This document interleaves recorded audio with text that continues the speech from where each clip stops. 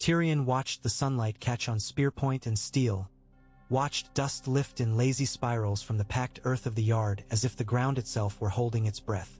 The world had been shrinking for days, stone walls and cold cells, a judge's long face and a father's colder eyes. But the yard felt suddenly enormous, a circle of heat and sound that seemed to hold every hope he had left.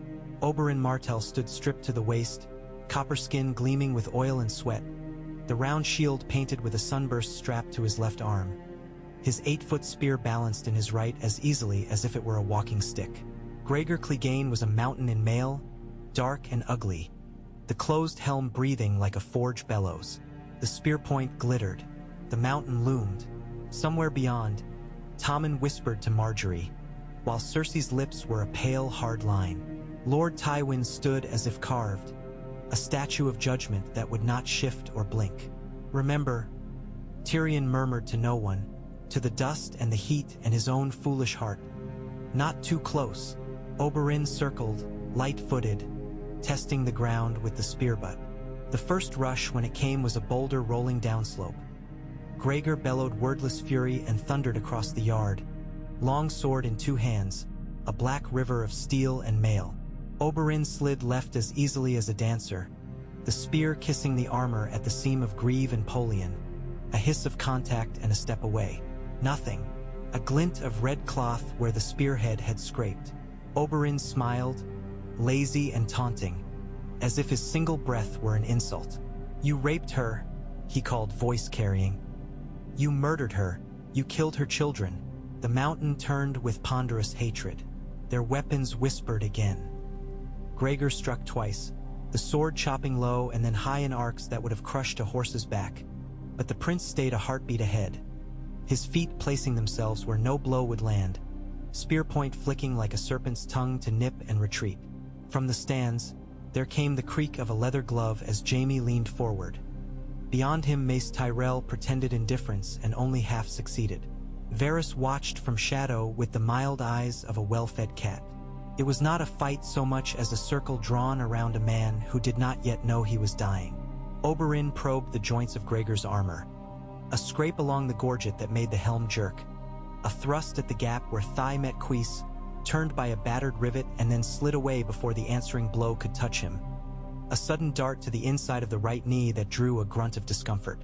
Dust rose stubbornly and hung in the heat. Tyrion's mouth had gone dry. He remembered the prince in the cell, his quiet promise made over wine. "I will do this cleanly. I will do this the Dornish way." His spear had been black with something then, but Oberyn had laughed and told him, "If I can avoid poison in a duel, I will. I have a better trick." The better trick was patience. It had always been patience. Oberyn was a man who loved suddenness. The sudden laugh, the sudden thrust, the sudden bed. But his patience was a blade honed by years of grief. He opened Gregor by degrees, a cut here, another there, leaving the mountain cursing in his helm, footwork growing ragged with each turn of the sun's circle. Twice the sword struck sparks from shield rim. Once it rang loud against the haft close enough to sting the prince's fingers. But the spear was everywhere at once, and when Oberyn yielded ground he did it lightly, inviting pursuit, offering nothing. The third cut at the inside of the right knee slid cleanly this time between plates. Gregor stumbled a half-step, right leg going strange, and Oberyn was gone again, ghosting around behind him to touch the back of his thigh with the spear point. The mountain bellowed and turned. Oberyn raised his voice, bright as the sun on steel. "You raped her," he called again, as if he were chanting a charm. "You murdered her, you killed her children. Say it." The yard had learned to listen. Even the flies were quiet. Cersei's gaze was a blade all its own, angled at the prince's throat as if willing a misstep into being. Tywin's face held nothing. Gregor charged again. The spearpoint darted, and this time it bit. Not deep. A scratch beneath the jaw, where the gorget left a sliver of vulnerable flesh. Oberyn stepped back briskly, shield taking the answering slash with a noise like a bell. His arm dipped and recovered in one fluid motion. Tyrion saw the prince's eyes change in that instant, from play to work, a craftsman at last taking up the tool for which all this measuring had prepared him. He slid to his right again, and Gregor followed, favoring the injured leg. Oberyn's next lunge was low and quick, and the spearhead sank a hand's breadth into the gap behind the knee. The mountain buckled for a heartbeat. Only that, but Oberyn had already withdrawn, circling, spear poised like judgment itself. Gregor's breath grated. He set the leg, testing it, and took a step that faltered. The yard felt the shift. Oberyn made space, not pressing. He let the mountain turn, let him feel the weakness. Sweat ran from beneath the iron rim of Gregor's helm. The prince let him come. When the sword rose again, Oberyn stepped in, shield high, spear angling not at the neck, not at the throat, but at the lowest point of the breastplate where the plates overlapped. The thrust landed with an ugly sound. Gregor howled. Oberyn stepped away at once, avoiding the wild chop that would have taken a different man's head, and set his feet again, cautious now, eyes never leaving the great helm. The mountain staggered. Blood crawled under the armor like a secret he could not keep. Oberyn kept him turning, prodding him into the sun, into the glare. The man inside the metal was strong, brutally strong, and rage kept him upright. But strength cannot close a wound it cannot reach. Oberyn's next pass W. As a feint at the throat to draw the guard, then a quick dart across the shield rim to strike the left armpit. The spear point vanished and came back red. The mountain lifted his sword, and the sword was slow. "You raped her," Oberyn said, across the clamor of the world ending for one man. "You murdered her. You killed her children. Did you do it on your own, sire? Or at a lord's command?"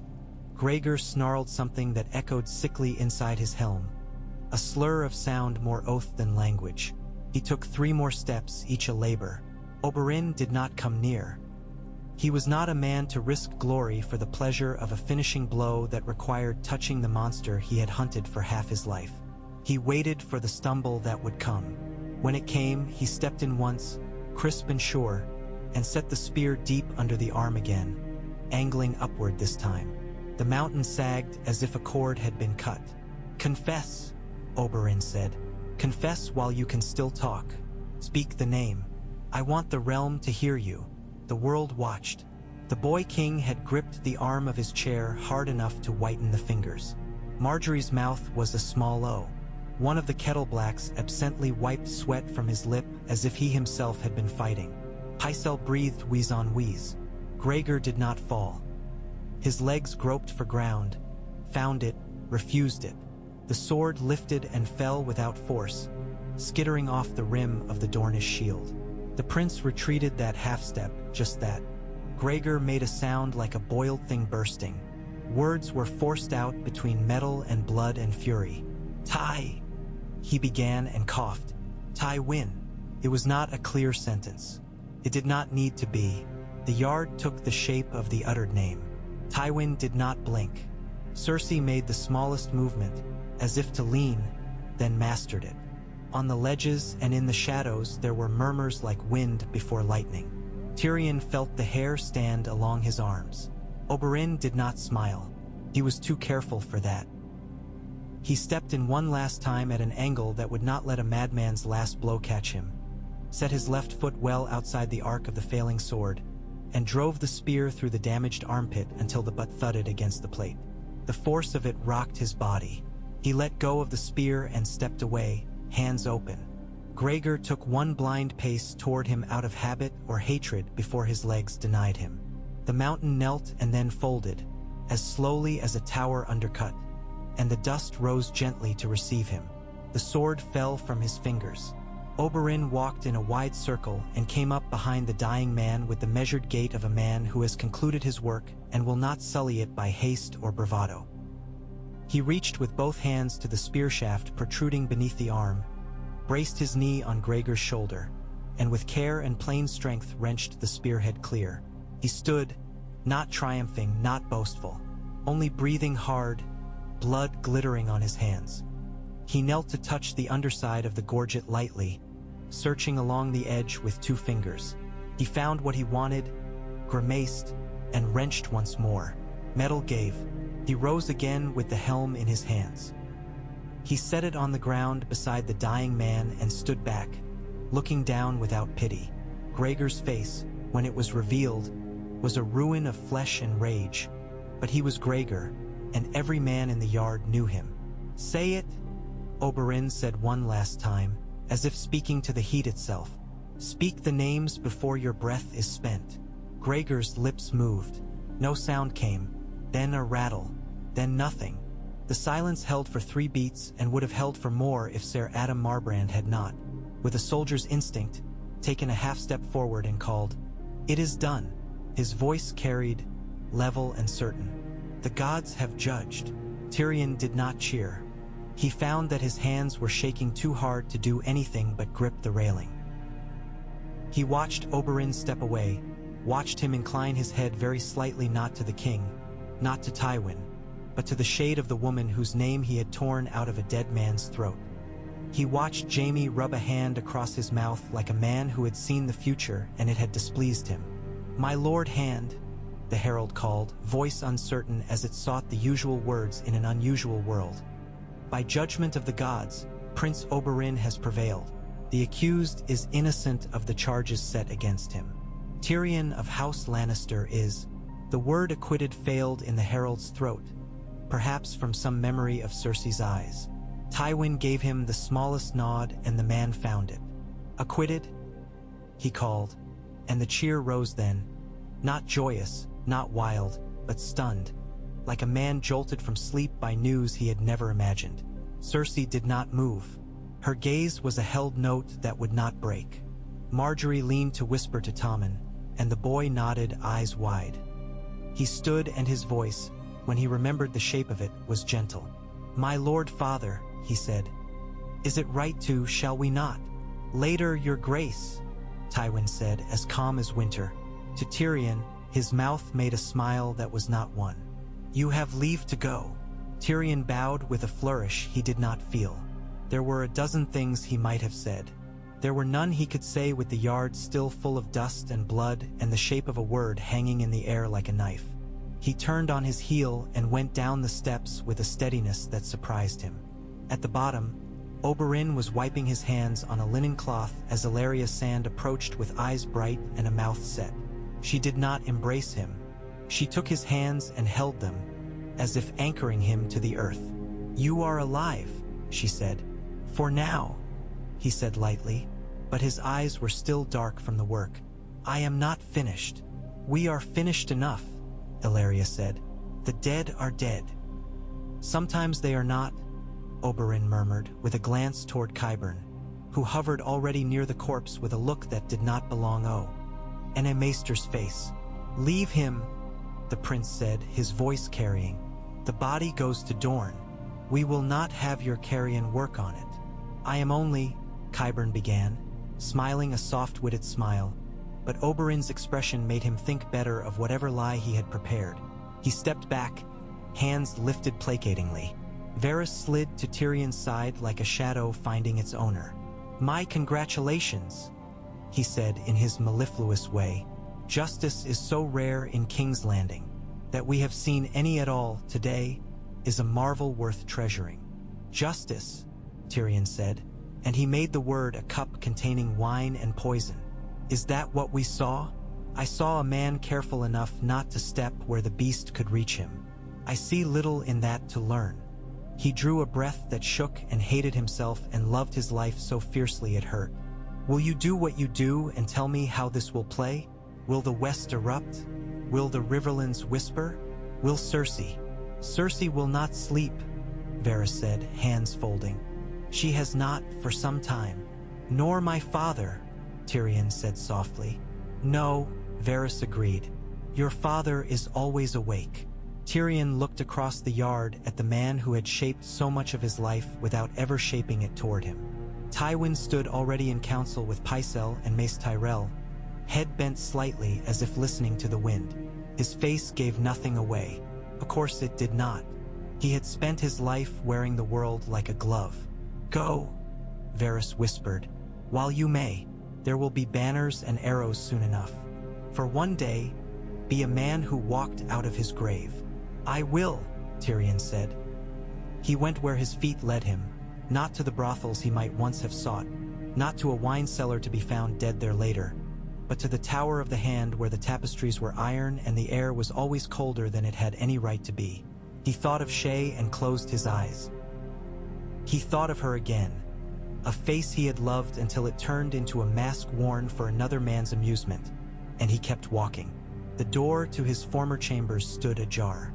He saw his own bed and the shape of that bed in his mind 15 ways. He turned away. He sent a page to the Street of Sisters with money and a written line in his own hand. Go away. Go anywhere. You will be found if you stay. He sealed it with his ring and watched the boy run. He will take another coin to another door with another name soon enough, Jamie said from the far end of the passage, leaning in shadow, left hand on his sword hilt in a habit he had not yet unlearned. But it was good of you to try. You have become gentle, Tyrion said. He had intended to be kind, but it came out like a sneer and he hated himself again. No, Jamie said simply. He came forward into the light, the stump of his right wrist bound in the newest glove. I have become tired of being cruel. They looked at one another for a long quiet. At last Tyrion asked, Did you think he would win? I wanted him to, Jamie said, and I thought he might. He almost didn't.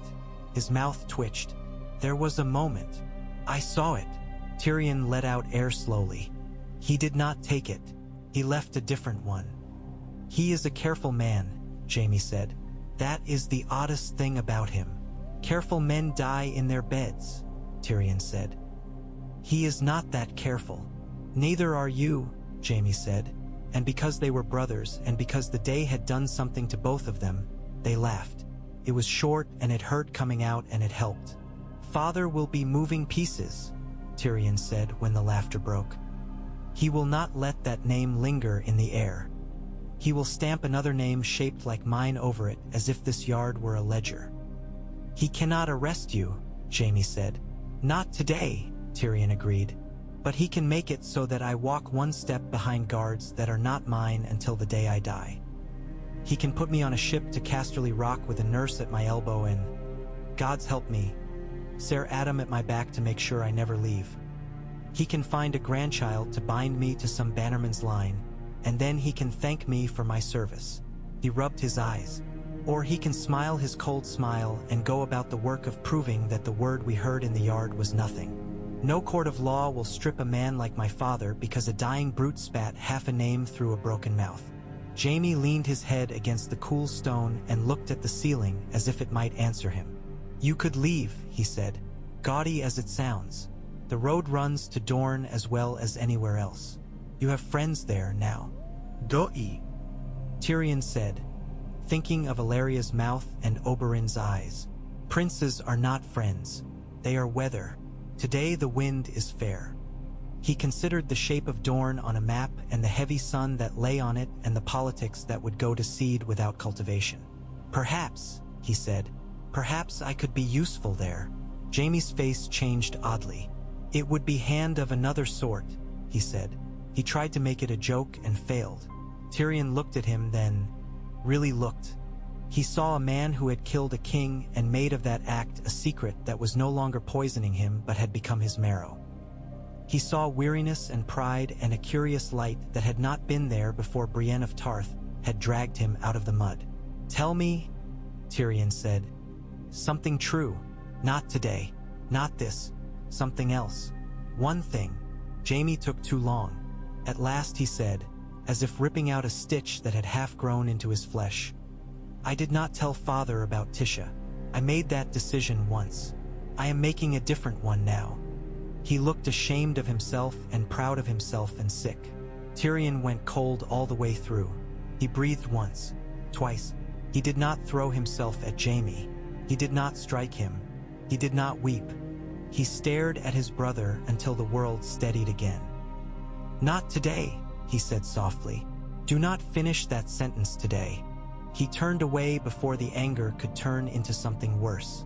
I will give why. Owe you a chance to be a better man tomorrow. Oberyn did not attend the small council that afternoon. He washed his hands 3 times, slowly, and then stood naked in the window and let the sun dry him while Illyria traced patterns across his back with a finger. The heat settled into him like a promise. It did not ease what had been hollow in him, since a tower room in King's Landing had opened and closed around the last breath of a gentle girl. It was not intended to. He felt the absence like a familiar foothold and set his strength against it. "Will you goad them?" Ilaria asked, voice low. "Stand in their hall and accuse Lord Tywin with your spear propped against the council table?" "Not my spear," Oberyn said, smiling without mirth. "But words can be points as well." "Points draw blood," Ilaria said. "We have already bled enough for Rhaegar's folly." "You think this is for Rhaegar?" he asked, turning to face her, his hand gentle on her shoulder. "I think this is for ghosts," she said. "You have given them what can be given. You beat a monster in a place where monsters wear law like armor. Send the bones home. Put a stone on the grave. Let the living make other choices." He kissed her forehead. "I have other choices in mind." He went to the council with 2 guards and the helm of the dead man carried by a boy with his lip chewed raw. Tywin sat where he always sat, king at one end of the table and lord of the realm at the other, and all the chairs between filled with significance. Pycelle was balm and blubber. Mace Tyrell was stuffed with importance and hunger. Varys sat soft with power. Qyburn slept standing with his eyes open. Cersei watched from a cushioned chair not quite at the council table, as if the act of not sitting among them yet being present were a political statement. It was, "We must secure the narrative," Mace began, and Tywin let him. It would not do to, this confession. No one heard. There were a dozen men who would swear. "There were 500, Varys said mildly, "and a boy king and his betrothed, and more lords' sons than we ought to have gathered in one place. We can polish the truth. We cannot pretend it was never spoken." Even the stones heard the name. "Names are wind," Cersei said. "The man is dead. The gods judged, and the imp tricked them. He always does. He tricked Joffrey in the cradle."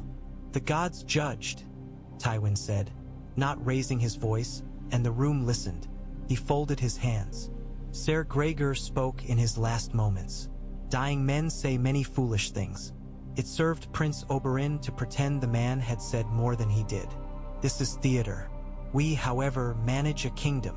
Theater is power in a city that speaks on the street corner," Oberyn said, laying the mountain's helm on the table with careful grace.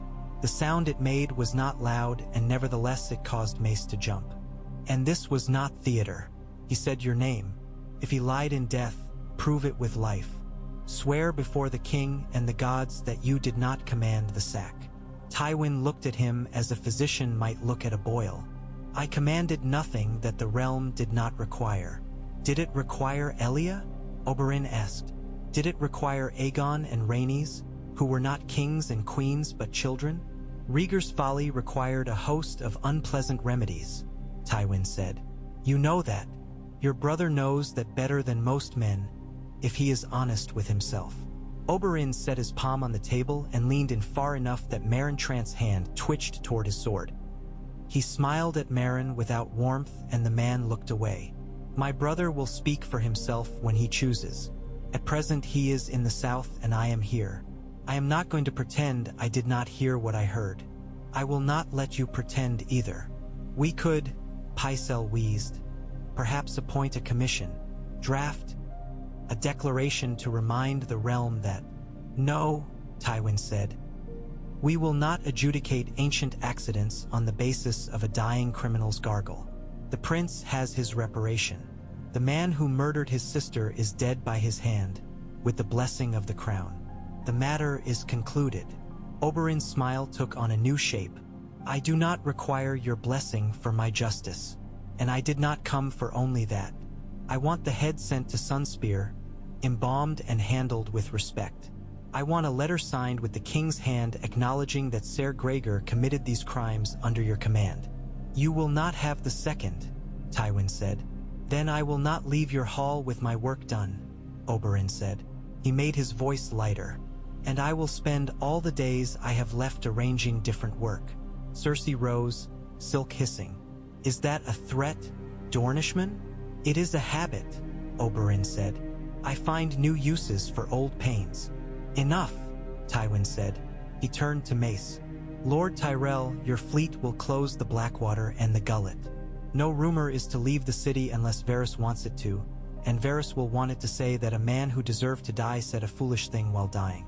We will send the head to Dorne with a letter of formal apology from the king to Prince Doran, which is what we would have done in any case. It will make no concessions on matters of policy. We will pay for a tomb in the Dornish manor if they desire it. We will do nothing else. Oberyn rolled the helm toward himself and plucked something from the inside, a small torn strip of filthy cloth, and set it gently before Tywin's hand. There are stains in there that I recognize, he said softly. Do not talk to me of tombs and letters as if elegant words and stone will be a balm for 30 years of lies. Tywin regarded the cloth as if it were a line on a ledger. You have made your point, he said. Go home. Take the head. Take the apology. If you would be wise, you will put your energy to securing the southern borders and to instructing your brother that I am eager for him to come to court when his gout suggests it. The day I instruct my brother, Oberyn said, is the day sand snakes swim. One day, Tywin said in the tone he used when he indicated that the subject was concluded by the simple fact that he had concluded it. Oberyn did not bow. He picked up the helm and carried it from the room as if it were full of water he did not wish to spill. Mace Tyrell let out the breath he had been holding. Varys steepled his fingers and looked at the fabric that had once been a woman's shift and now was a museum of old crimes. When the ravens flew, they flew heavy with words. In Sunspear, the letters were brought up to the terraced garden where Doran Martell sat in shade, his hands mottled with the marks that pain makes when it has lived with you long enough. Areo Hoda stood behind with his long axe cradled like a child. Arianne read the letter twice and told herself not to smile. She did, despite herself. Myrcella stood with her little lion face turned solemnly toward the breeze, a girl who had learned already that smiles were not currency everywhere. Prince Oberyn says that he is sending the head, Arianne said. He adds, Uncle, he adds that the man spoke before he died. He did. Doran's voice was patient as falling sand. He said Tywin's name, Arianne said, watching her father's face for cracks and seeing none. But Lord Tywin will deny it. Of course he will. The letter is a pretty thing. There are many pretty things in King's Landing, Doran said. Some look like flowers and are knives. Some look like knives and are only flowers. My brother was always good at telling which was which for himself. He was less good at knowing which was which for other people. He is coming home? Arianne asked. For a while, Doran said primly, until the next fire calls him. Let him call, Arianne said, with the swift, cruel optimism of someone who had not been made slow by pain. We have Myrcella. We have the name. If we wanted to, we could weigh them against Tommen's crown and make the South roar. Roars fade, Doran said. He set the letter aside and looked at the girl who might be queen and would not be if he could help it for her own sake. And girls die when men play with crowns. We have already buried too many children of other people's games. You will do nothing, Arianne said. Because you always do nothing. I will do something secret, Doran said without heat. I always do something secret. It is less satisfying to say aloud, but it is more useful. Arianne thought of Quentyn trudging toward a city of brass and heat and dragons, if dragons existed at all. She thought of Oberyn in the yard, spear flicking in sun. She thought of her own hands empty of anything but a letter and a little girl's fingers. She thought of the old palace's stones and their hunger for names. The fight between patience and heat pulled her ribs tighter. When the head comes, she said at last, we will be a city that is seen to mourn. It will cost us nothing and give us much. Yes, Doran said, and below the mourning, we will do what men who do nothing are said not to do. What is that? Arianne asked, unable to help herself, and her father's smile was like the air above a mirage. Wait, he said, and listen. Tyrion did not wait. He walked into Varys's lair with a jug of wine and a need for information that could not be delayed without turning into fear. The eunuch poured for him, the polite portion of a host who understood when to offer a second cup and when to let a man hold his own jug. The little birds watched them with eyes like beads. "How many knives?" Tyrion asked bluntly. "Will be pointed at my back before sundown, and from which directions?" "Not as many as you imagine," Varys said. "More than you would prefer, and precisely two from places that will surprise you." "I never liked riddles," Tyrion said. "You love them," Varys said. "You dislike being the answer." He inclined his bald head. "Cersei is already urging your father to send you somewhere with thick walls and a ledger and a steward who will report to her. Your father is devising a lesson that will feel like a gift and will be neither. That is a knife, you know. The other two are men who do not call themselves men. One is the faith, which sees in every noble quarrel an opportunity to become what it was in the days before Aenys the First and Maegor the Cruel. You have given them a story to tell. The other is someone across the sea who understands that a word in a yard can topple towers faster than dragons. We rarely consider the power of breath until it is gone." "Across the sea," Tyrion said, and a new cold moved in him. "You mean your queen, or your prince? I lose track of which you are meant to be serving today." "I serve the realm," Varys said, prim as a schoolmaster and a liar in the way of men who have chosen their lie and are faithful to it. "And I serve children because they cannot serve themselves. Lord Tywin has made a career of not hearing their names when they cry. He might be made to listen." "He will not," Tyrion said. "He will make the world listen to him instead." "Then we must whisper more cleverly," Varys said. "May I suggest a trip?" Dorne beckons. "The wine is better, the women are cleverer, and the air is less full of things that fall from windows." Tyrion drank.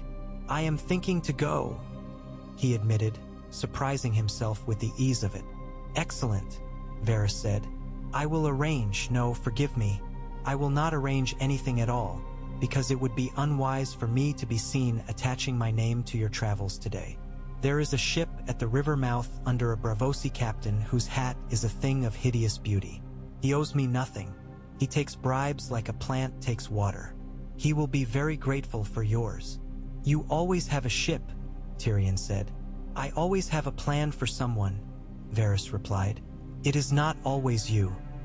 Consider it one of the small mercies of your interesting life that today it happens to be."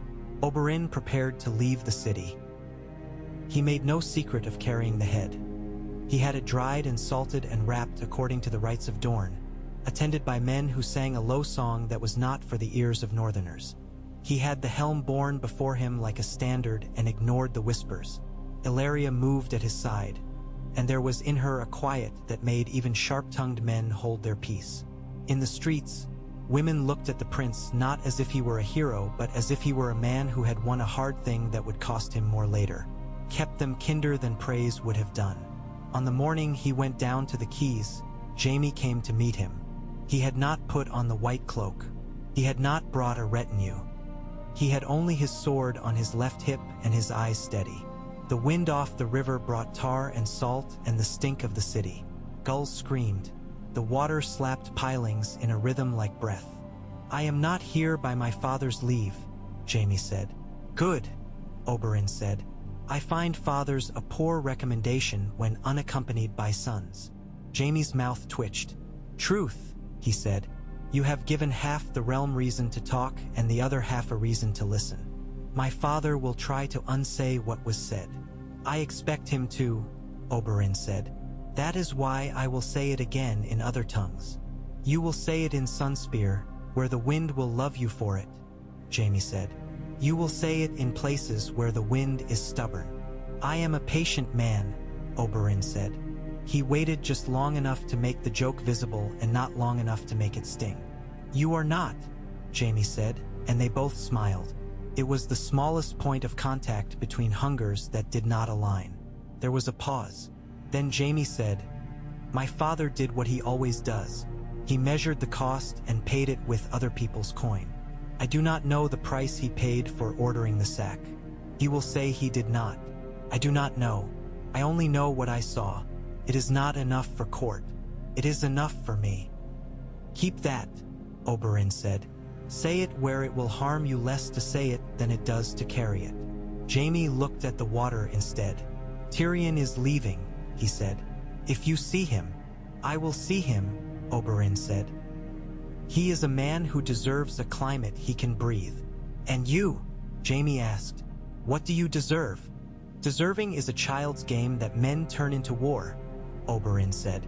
I will take what I can and see if it can be turned into something that makes the dead quieter.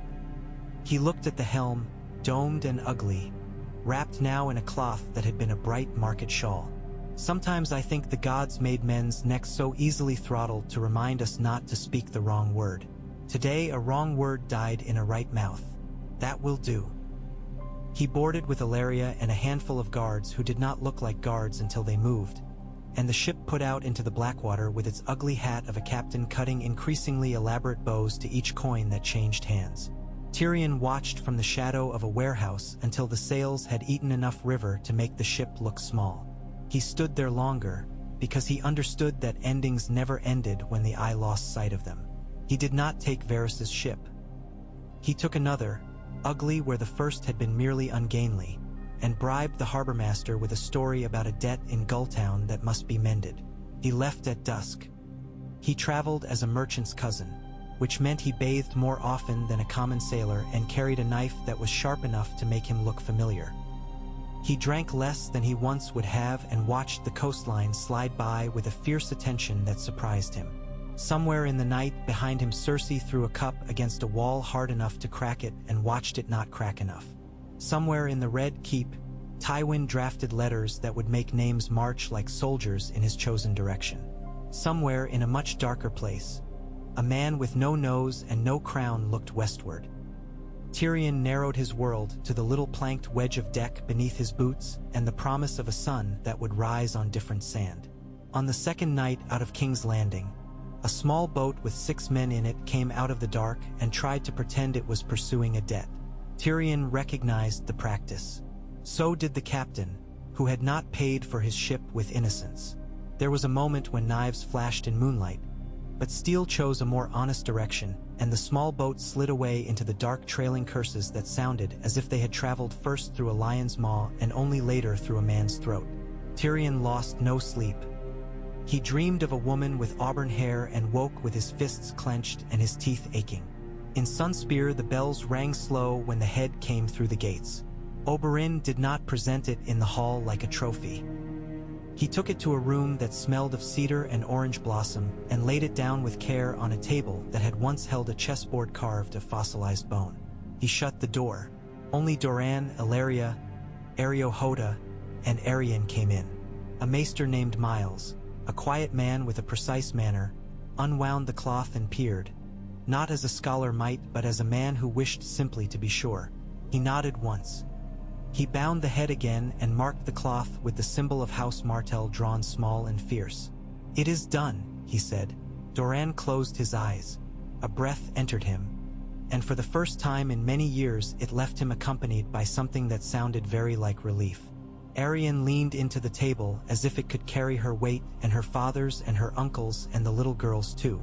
"We will mourn," Doran said, "and then we will decide what we are." "We are a people with a ghost that can hear us better now," Oberyn said. "It is not everything. It is much." Ilaria took his hand. She said nothing. Words would have been wasteful. That night the torches along the Plankytown piers burned like a necklace of stars, and the fishermen's wives sang old songs while the men mended old nets. Courtiers told one another the story in 3 different ways depending on who was listening. The Baylor statue in the old square collected new offerings and new grudges. The heat built under stone and under skin and under law. Arion stayed awake and thought of crowns and knives and boys who had been born to this whether they wanted it or not. Tyrion arrived 3 days later, sunburned and stubborn, and announced himself to the guards with a flourish that made them laugh and bow in equal parts. He was admitted at once, because the South had been holding a space for a man like him whether it knew it or not. He was shown into a cool room where Oberyn poured him wine from a tall clay jug and sat with bare feet up on a carved bench. "You chose sand," Oberyn said. I chose a place where my sister's arm cannot stretch in a single afternoon, Tyrion said, and then added, because he had decided to practice the new habit of saying true things. And because I want to be where the story is. The story is everywhere, Ellaria said, bringing in a bowl of preserved lemons as if they were a gift heavy enough to require both hands. Yes, Tyrion said, but some places allow men to tell it differently. He lifted his cup. To different tellings. Ellaria looked at Oberyn in a way that made it clear that when she spoke for him too. No revenge here, she said. Not like your city. Not like my lover before this week. I do not seek revenge, Tyrion said, thinking of his father, and had to pause to choose a road through that thought that did not go directly into a wall. I seek balance. The word felt like something a child would pick up from a table and discover to be heavier than he had guessed. If I can help tilt a thing that needs tilting, I will. You are a Lannister, Arianne said from the doorway, her smile a coin flipping in candlelight. This city has a history with Lannisters. I am an embarrassment to my house, Tyrion said. Often that has made me useful. Arianne weighed him and found him some value. We will see, she said. In Dorne, we often require a man who can say two things at once and convince everyone that both are true. I trained at court, Tyrion said. You might say I am a master of it. She laughed. It was genuine. We will see, she said again, but with more warmth now. In King's Landing, the rumor of war flickered and failed to catch because Tywin kept too many wet blankets ready. Letters, bribes, small shows of affection directed where they would do the most good. He sent a royal apology signed with Tommen's careful hand and wrote his own letter that did not say I did not order this and nevertheless managed to sound like a denial. He sent a chest of gold with the letter and another chest of pretty knives to girls whose names he did not know, because he had learned that Dorne valued the appearance of being seen. He increased the city watch patrols at night because knives breed in shadows and he had more shadows than usual. Cersei raged and was caged and raged again. Jaime began to write in the White Book with a care that surprised even himself. Varys sent 3 messages very carefully written to places far away, where a boy was being taught to be a king by men who understood that kingdoms were often granted by the missteps of other men. On the road north, 100 ragged sparrows preached that the gods had put a lord's name in the mouth of a dying man, and that this was a sign of a war to come in which the poor would triumph and the rich would find their throats unarmored at last. In Old Town, the archmasters frowned and spoke long of what did and did not constitute proof. In the Riverlands, the Freys laughed until they did not, because the Blackfish had finally eaten enough of their supplies to make their bellies complain louder than their pride. In the Vale, a little girl looked out from the eyrie and learned that winters were not the only cold thing in the world. At the Wall, Jon Snow received a raven that told him nothing of this at all, because the North makes its own stories and the South is often a foreign tongue. In Meereen, a girl with dragons learned how quickly a city consumes people who promise it better stories, and wondered if she would one day be a tale a man like Tyrion told in a room like the one where he now sat. In Sunspear, Tyrion learned the names of the men who mattered in Dorne and the names of the women who mattered more. He learned that the servants told the truth more often than their masters, and he learned that Ellaria could slice him to meat with a look if he began to talk like a man who thought himself necessary. He learned that Arianne's laughter could be a promise and a warning in the same breath. He learned that Doran understood numbers the way Tywin did, and that the Prince of Dorne permitted himself to be seen as slow only by the kind of men who had learned nothing from heat. One night Oberyn brought out a map of the Southentire and placed a pebble at King's Landing, another at Sunspear, a third at Storm's End, a fourth at a place west of the disputed lands that Tyrion could not immediately name. He looked closely. It was a port with a river that curved like a sleeping snake. He had drunk enough wine that the name took a moment to surface. Griffin's Roost? He asked, and when Oberyn looked impressed, he allowed himself to feel a little proud. Oberyn moved the pebble an inch. Close, he said. Cunnington is an old name. The man died in exile if you listen to certain tales. In others, he trains a boy to be something he cannot be. I learned this from the only man in King's Landing who speaks truth in public regularly. The juggler, Tyrion said at once, and they both laughed. Or Varys, which is the same answer said with more care. You think the boy is real. I think he is a story growing flesh, Oberyn said. I think your father will be so be. You see keeping his feet under him while we whisper that he will not hear the footsteps until they touch his door. You would help the boy, Tyrion said. It was not a question. I would help the story that leaves Dorne alive, Oberyn said. I do not care which coat the man wears so long as it does not cover my sister's grave. With Dany and her dragons, Tyrion began, but Arianne's shadow in the doorway stilled him. He realized belatedly that her father had not told her all that he planned. He had also not told her that he had told Oberyn all of it. Dorne was a country of angled secrets. You will ruin your map with wine if you lean closer, Arianne said. And then we will be forced to conquer the world without knowing where the roads go. You will manage, Tyrion said. I have seen you move without a road before. The White Harbor rumor of a different lion rose late that summer. A fisherman swore he had carried a pale man with pale hair and no nose across while the fog lay thick on the water. Another swore the man had had half his face burned away and been pleasant. A third man swore nothing at all and then fled into the hills. These things meant little in Dorne. They meant much to Littlefinger.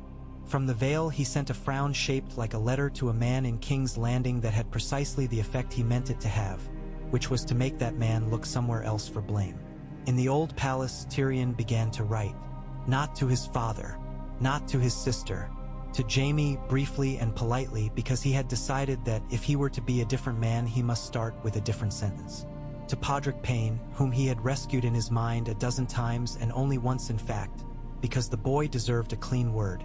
To Sansa, unsent, for the sake of the ache. To Varys, because he had learned to conduct conversations across distances with a man who had always known how to do exactly that. He wrote something else as well, something like a treatise and something like a prompt for a better joke. A description of how to make a city's story dangerous to its owners. Arianne took it and read it and laughed and then did not laugh at all. So we tell the truth, she said, surprised by the difficulty. We tell truths that help, Tyrion said. And we tell them in a manner that makes men tell them again when we are no longer in earshot. You are wicked, Arianne said approvingly. I am honest, Tyrion said. A rarer vice. The head lay in its tomb at last, in a spot chosen by Doran where the ground held its heat the longest and the sound of the water from the fountain was low and soft. Oberyn went there on the 7th day with Ilaria and laid a hand on the stone and told Elia a story that was mostly true. He spoke quietly, not because he feared being heard but because he had already spoken the loud words where they would do the most work. He promised no more blood. He bore no illusions about whether he would keep that promise. Enough, Ilaria said, when they had stood in the heat long enough to find their own shadows interesting again. Enough for a while, he agreed. The rest will come if it must. In King's Landing, Tywin Lannister stood in his solar and reread copies of letters he had sent himself, as if to be certain that the exact shape of the words had been what he wanted. He kept the confession out of his mind by force and thought instead of the price of grain, the exact river depths in autumn along the Red Fork, the newer coin dies in Lannisport that had a fractionally different lion because of the apprentice's hand that had meant to be careful and had been. He looked at the white cloak on a peg and wondered when his son had begun to write the truth in a book that would outlast both of them. He did not allow himself to wonder if he would ever outlast a rumor.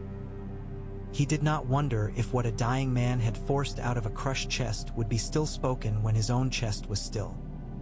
He dictated a letter to Balon Swan assigning him to escort a shipment of gold to Gulltown, and another to Kevin asking him to come to court with Lancel if the boy could keep up without fainting. He drew a line through a name on a page and wrote another beside it in a hand as precise as a sword. He breathed out. For the first time in many years, he had the thought, uninvited and unwelcome, that winter might bring more than snow. He set the thought aside. He picked up another letter. He read it, and then he wrote a different one that said almost the same thing but would make a different man do something more useful. He smiled without heat. He had work. The world permitted this for now. The summer ground hardened into the kind of dust that breeds stories. In the yard where the sun had been a witness, boys fought with sticks and shouted names too loudly while their mothers tried to quiet them. The swan ships went and came and brought rumors that men folded into bread like raisins. A squire told his knight that Dorne had begun to dress like a court in truth rather than a summer tale people told. The knight told his squire that courts were where men learned to be dangerous politely, and that Dorne had always known that and should be respected for it. A passerby in the street near the Red Keep was heard to say a name that ended with Win and began with a sound like a spit, and he was arrested and beaten and released because men cannot be unarrested, and Tywin had decided that fear had a cost. In Sunspear, Tyrion walked out at dawn to watch the orange sellers set up and considered whether there was a line he could write that would burrow like a worm into the rock and make it crumble from within. He imagined a letter to his father that would begin, "Father, I have learned that there are certain words a man cannot say without choking. I urge you to practice." He did not write it. He bought an orange and gave it to a boy because he had learned there that it was better politics to be seen being simply human. Ash. He thought of Shay and did not cut himself open with the thought this time. He thought of Sansa and prayed without believing that the gods might let a girl live to be a woman who told her own story. Oberyn drilled in the courtyard in the hot hour, spear tracing patterns on air that looked like writing. Illyria sat in shade and watched him with a look that was love and exhaustion and humor. Doran listened to men and unlearned their lies by weight and temperature. Arryn learned to say later and then learned that later is sometimes a lie one tells oneself to avoid saying no. Myrcella practiced writing her name in 2 scripts, one for herself and one for crowns, and learned to do both without trembling. The head rested under stone. It drew no flies and no more justice. It drew something else that could be used by those who knew how. When the next raven came to Sunspear, it had 2 things in its belly: a letter from King's Landing with the seal of a hand, and a letter from a ship at sea with no seal at all, only a mark that looked like a griffin if one squinted and a boy's firm, unpracticed hand. Arryn read both aloud. Oberyn leaned back and watched the ceiling as if it contained different heavens for different liars. Tyrion smiled into his cup. Doran's hands folded around pain as around a gift. "Now," Doran said at last, and the word was quiet and shaped like a door opening. "We begin." No one stood. No banner was unfurled. No spear flashed. It was how important things begin in places that have learned how not to be crushed by the weight of a single cry. Somewhere in the city, a girl with a bowl of oranges laughed at something her mother said that had too much double meaning for her to understand yet. Somewhere beyond the city, the wind moved the sands into new shapes and then into shapes that looked old again. In King's Landing, Tywin's pen scratched like a cricket in a summer field, relentless and exact. Cersei watched the boy king sleep and told herself a story that made her the hero and her enemies villains and her mistakes inevitable. Jaime read a line to himself about the Kingsguard being a wall of white between the king and the world, and thought for the first time that a wall can protect both ways. Varys listened to his birds and smiled regretfully at a tune none of them could change alone. Tyrion put down his cup and said to no one in particular, "Once, I thought the world was only what men like my father said it was. I was wrong." He stood. He went to work. The work was not glorious. It was very often merely a conversation conducted in a courtyard with a man who had 3 daughters and a grievance and needed to be given away to keep his pride without losing his bread. It was a letter written to a minor lord in the stony wastes asking him to take a seat he had not been offered, and the small shift in allegiance that made as much difference as any battle in the long run. It was the telling of the mountain's name in a dozen markets and the telling of the word that had come with it, a word that men learned to say softly and women did not say at all and children said too loudly because that is what children do. It was the moving of pebbles across a map that was not just ink on vellum but a way of thinking.